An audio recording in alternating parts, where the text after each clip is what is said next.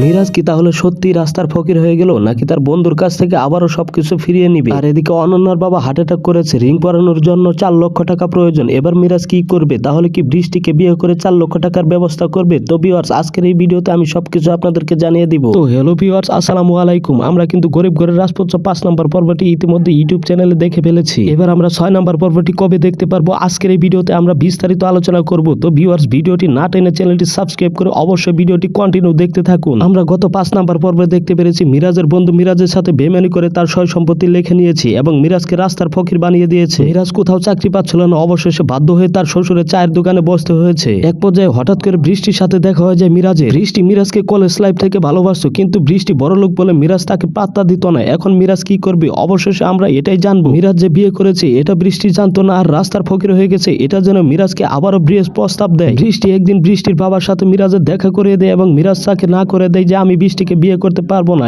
এদিকে হঠাৎ করে হার্ট অ্যাটাক করে অনন্যার বাবা অসুস্থ হয়ে পড়ে। রিং পরানোর জন্য 4 লক্ষ টাকা প্রয়োজন। মিরাজ এটা জেনে অবাক হয়ে যায়। এবার আমি 4 লক্ষ টাকা কোথায় পাবো? অবশেষে মিরাজ কি সিদ্ধান্ত নেয় এটি আমরা দেখতে পারবো পরবর্তী এপিসোডে। তো ভিউয়ার্স, আপনাদের কি মনে হয় মিরাজ এবার কি করবে? অনন্যার সাথে মিরাজের সংসারটি কি ভেঙে যাবে এবং বৃষ্টির সাথে নতুন করে সংসার সাজাবে? অবশ্যই আজকের এই ভিডিওর কমেন্ট বক্সে কমেন্ট করে জানাবেন। ধন্যবাদ সবাইকে।